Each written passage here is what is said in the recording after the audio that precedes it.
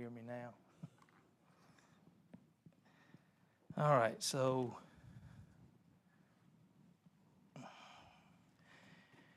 get a little history lesson out of the way. In 1866, a young boy by the name of Robert Leroy Parker was born in a small town in Circleville, Kansas. Amy and I said Kansas, Utah. Amy and I were lucky enough, to go out west and see some of the beauty that God's created. And we just happened to be driving through Circleville. I had no clue that was where Robert Leroy Parker was born. But as we exited out of big Circleville, it's kind of like a spot in the road. If you blinked, you missed it. But a few miles outside, I saw a sign that said, boyhood home of Butch Cassidy. And so I was like, oh, okay. So if anybody knows Butch Cassidy, I'm being a history buff and kind of reading up on that. I was interested, but we were driving the RV pulling a Jeep, and I saw it out in the distance. It's not too far off the road. And I said, boy, I'd really like to stop. Amy's over there dozing, I'm thinking I'd like to pull off and stop, but there wasn't enough room, so I just got to see it from a distance. And Butch Cassidy was a notorious outlaw back in the late 1800s and early 1900s. He led a gang that took I guess was tagged, called the Wild Bunch. And one of his close sidekicks in that bunch was the Sundance Kid.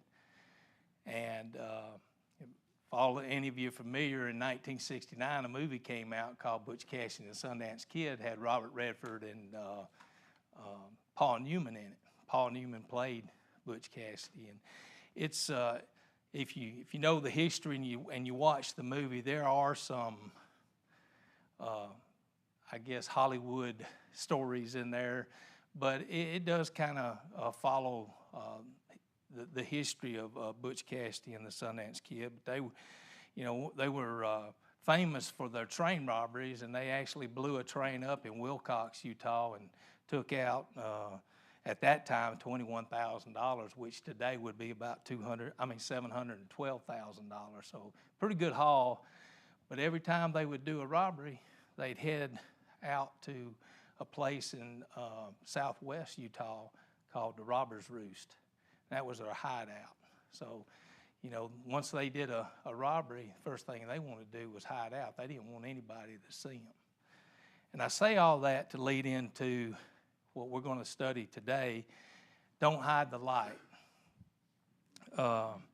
As Christians, we should want people to see us, right? We don't want to be hid out. God considers us the light of the world as we become Christians, and we need to be shining. So that's what we're going to study today. Not only us, but also God and the light that He has for the world. The first passage that I'd like for us to read is Matthew 5:14 through 16. Matthew 5:14 through 16. So do I have a volunteer that'd like to read that passage?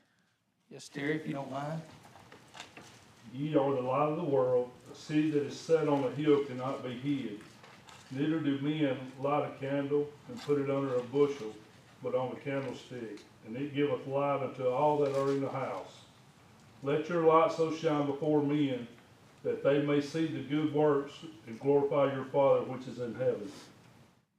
So this is Jesus speaking here to His disciples. And I think of all the passages that I looked through as I was putting this together, this one I think really hit home and says it all pretty much in one passage. But, how many times have you been traveling or maybe out outside and it's dark out and you can look out and you see a light? You can't hide, you can hide a light, but if you're in the dark and there's a light that's not covered up, you're going to see it, right? And that's kind of what this is saying is we should be that light.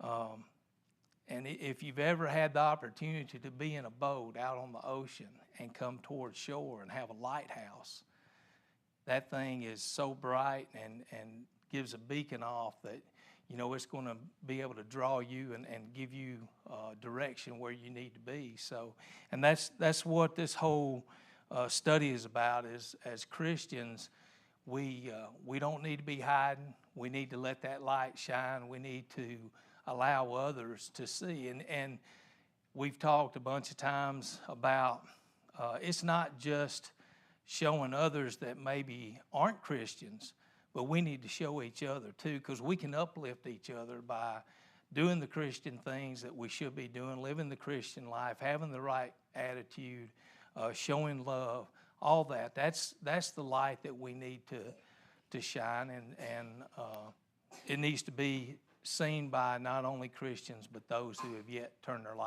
not turned their life over to Christ. So the second passage that I'd like for us to look at is Ephesians 5:8-9.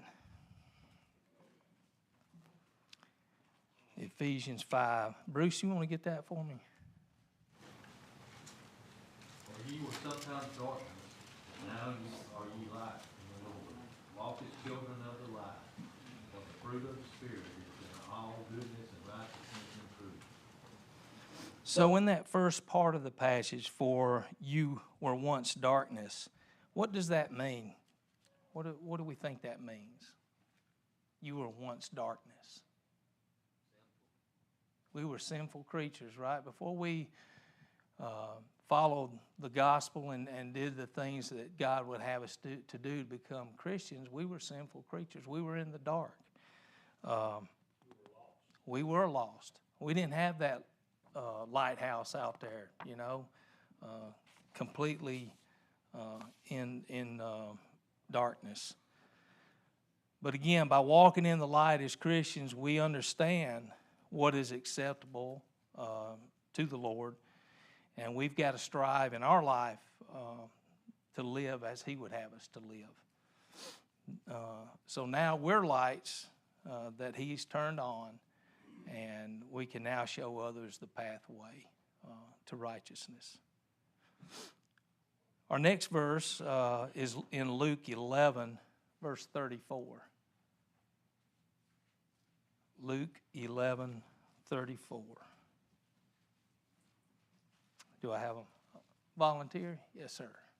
The light of the body is the eye. Therefore, when thine eye is single, thy whole body also is full of light. But when thine eye is evil, thy body also is full of darkness. This was pretty poignant too when you think about it. So my version, the New King James Version, says, therefore when your eye is good, your whole body is also full of light. But when your eye is bad, your body is full of darkness. So what do we think that means when it says if your eye is good, your body is full of light?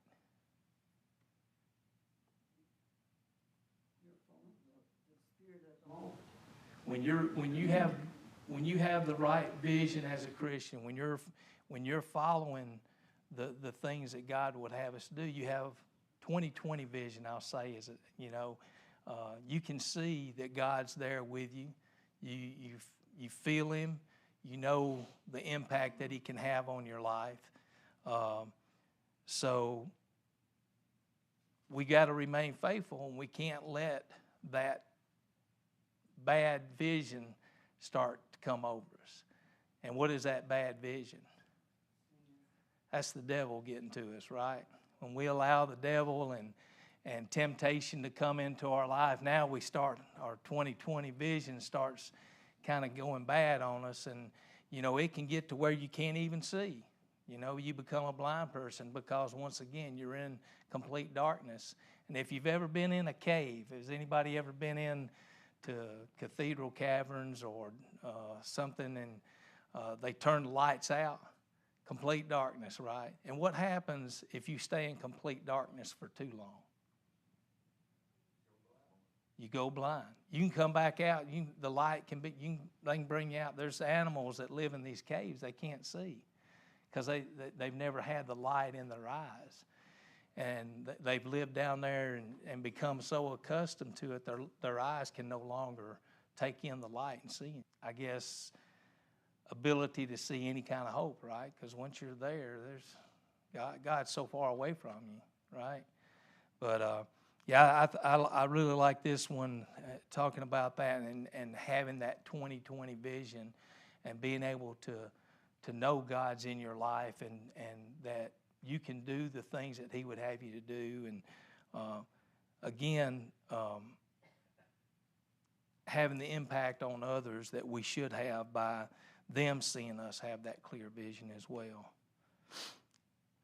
Next, we'll go to Philippians 2, verses 14 and 15. Philippians 2, 14 and 15. Pam, would you get that for me? Do all things without murmuring and disputing, that you may be blameless and harmless, the sons of God without rebuke, in the midst of a crooked and perverse nation, among whom you shine as lights in the world. Well, this is another one that for today's age, when it says you're in the midst of a crooked and perverse generation. I think everybody, if you think back to when your parents were your age, when their parents were your age, every generation faces difficulties. And I know, especially in this nation, if you think about where we're at, we think, man, these are the worst of times. But every generation has probably looked back and said the same thing. Boy, things have really gone downhill, and it has. If you look from generation to generation, how it's degraded over time. But in this particular passage, when the Apostle Paul, which he's speaking to the church at Philippi, when it says do all things without complaining and disputing, he's telling them that they don't need to be complaining about each other, and they don't need to be arguing with each other, because as the church, what are we doing? We're representing God, and we should be living the life that He is asking us to live and has set forth for us. And if we start doing that, what kind of light does that shine out to those that aren't Christians? I mean, now you've got non-Christians saying, well, there's members over there and they can't even get along. They're arguing amongst each other. They're complaining about one another and things of that nature. So we, as a church, we need to have a combined light that is a good light that is shining out there into the community and, throughout the world. I hope that people in this community, when they talk about the Lebanon Church of Christ, that they have nothing but good things to say about us as a congregation, that, there's not infighting, there's not a bunch of finger pointing, and they know that we're worshiping God and that we're doing things in the manner that He would have us to do and setting the proper example. So we need to keep that in mind too, that as individuals we have a light that we don't need to hide, but as a congregation we have a light that doesn't need to be hid either. It needs to be seen throughout our community and as we reach out through our other endeavors, through evangelism and stuff. And it's always good for when somebody sees that, Lebanon Church of Christ, that they'll say, oh yeah, I know that congregation because of this good deed or whatever. So we definitely want to be able to shine that type of light as others can see it. The last one that I want to read in this one, talking about our light, is 2 Corinthians 6 through 14. I'm sorry, 2 Corinthians 6:14. Jeff, can you get that for me? Be ye not unequally yoked together with unbelievers. For what fellowship hath righteousness with unrighteousness? And what communion hath light with darkness? Do not be unequally yoked together. This is a reference to hooking up a team of horses or mules to a wagon or something. But when it says don't be unequally yoked, it's saying, well, you don't want to put a ox with a donkey. If you put an ox and a donkey together, yoked together on a wagon, what do you think is going to happen? Confusion, chaos, right? It might turn the wagon over. An ox might be slow and a donkey a little bit faster or whatever.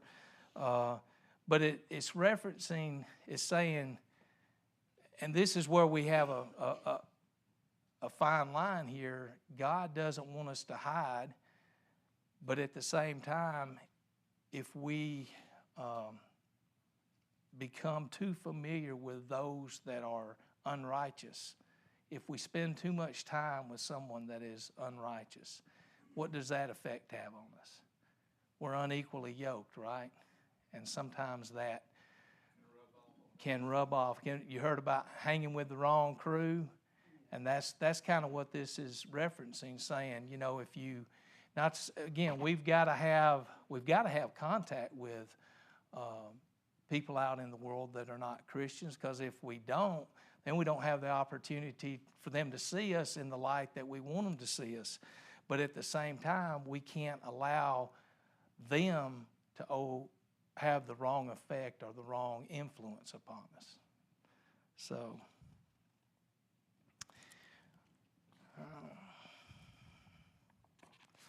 let's kind of take a different look now and say, let's look at God and whether or not God hides his light from anyone. Do you believe that God ever hides his light? He doesn't have a dimmer switch, right? We have dimmer switches because we allow the devil to tempt us, and sometimes we don't do what we should be doing. God doesn't have that dimmer switch. His light is on full bright all the time. Never has an energy issue, always working at 100 and whatever, 15 volts. I'm not an electrician, so somebody that is might argue that point. But, his light's shining all the time. Let's look at Psalms 27, verse 1.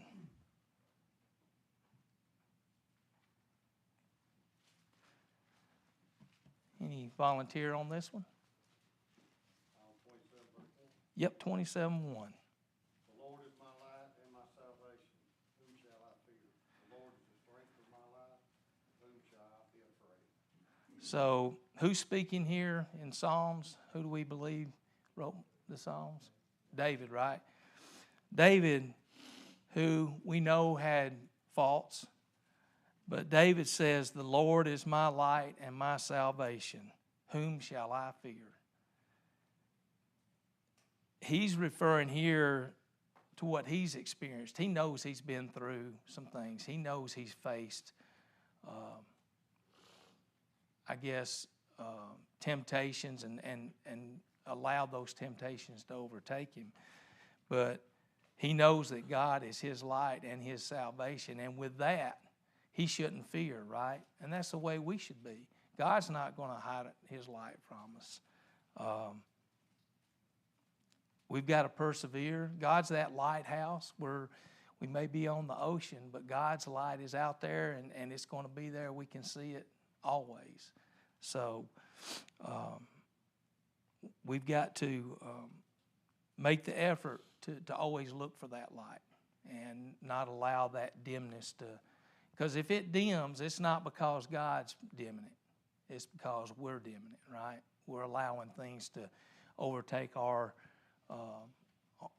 actions or our words, our feelings.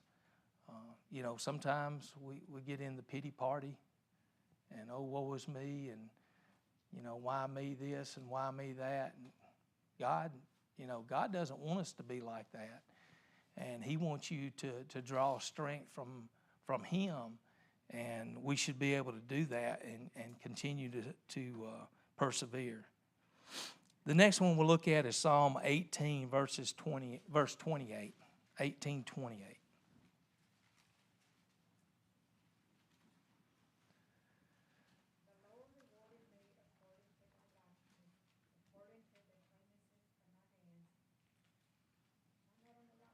Uh, 18:28.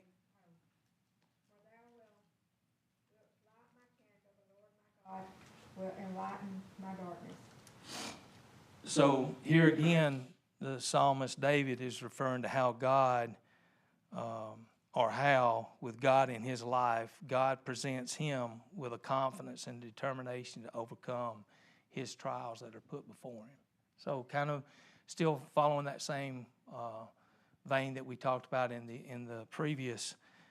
David draws strength, and he knows that God's there with him. He knows that He'll lighten the path, or light the path, if he continues to, if he puts his faith in God and knows that God is there with him. Let's look at John 1, 6 through 9.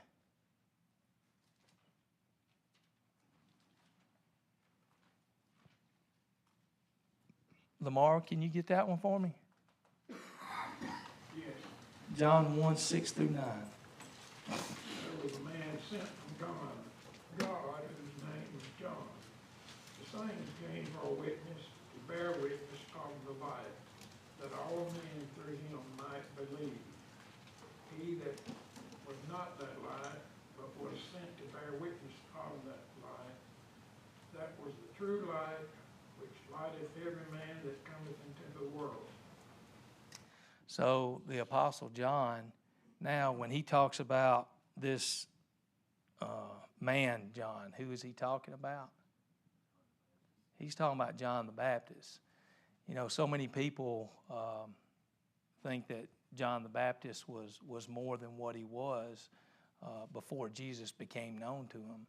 And it's made clear here through the Apostle John that John the Baptist was sent here to, you know, kind of put out to people before Jesus was known. No, there's one coming after me, and he's the light. That's what he's referencing here when he says light.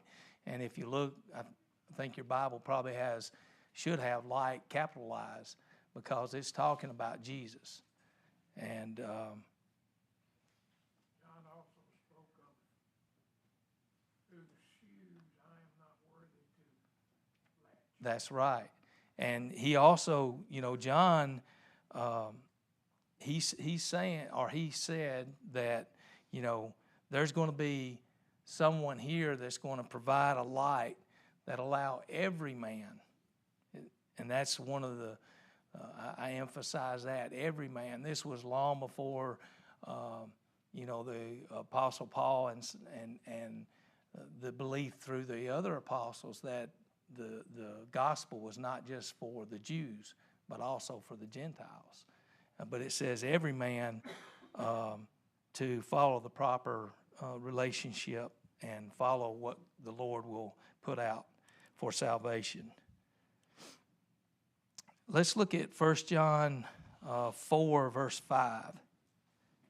1 John 4, verse 5.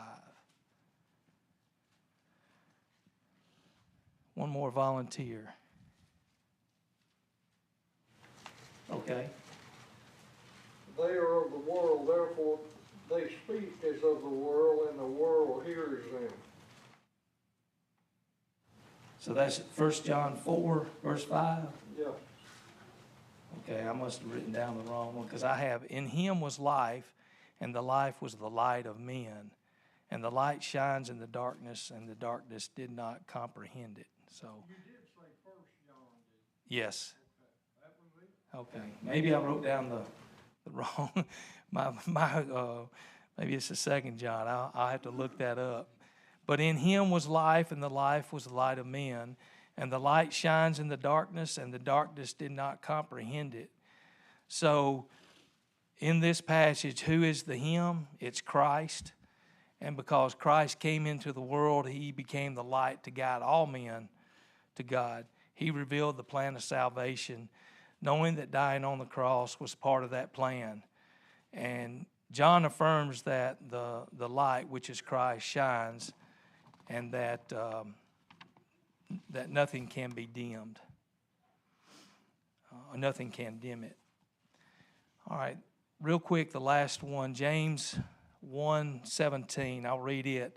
Every good gift and every perfect gift is from above and comes down from the Father of lights, with whom there is no variation or shadowing of turning. And this is kind of what I said. There's no dimmer switch for God's light, right? And when you look at the Father of lights, there's kind of two connotations here.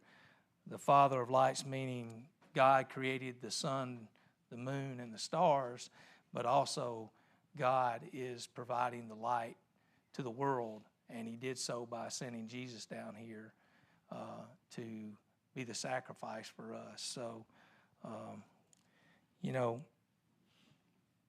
God's light is there.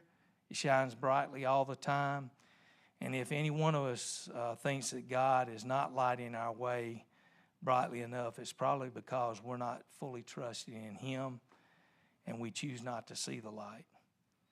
Maybe we are hiding behind something that does not allow us to see God's light, but it's always there, shining as bright as a full harvest moon on a clear autumn night. I appreciate everybody's attention and your participation this morning. Will be dismissed until we call the others in.